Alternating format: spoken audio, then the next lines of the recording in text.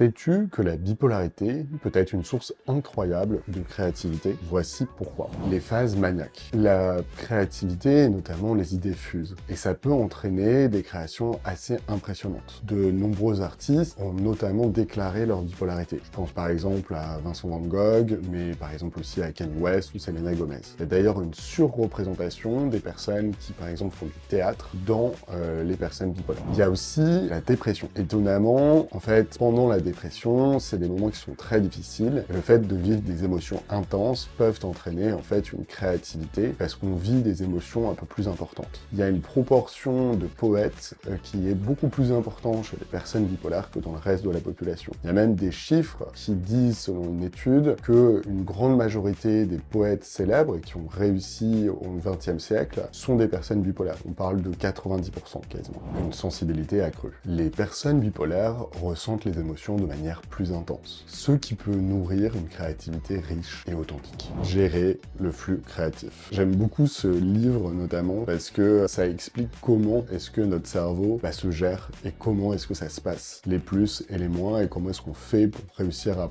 reprendre un petit peu le contrôle. Mais attention, la gestion de cette créativité est quelque chose qu'on doit apprendre à gérer pour éviter qu'elle soit destructrice. Abonne-toi afin de transformer ta bipolarité en opportunité.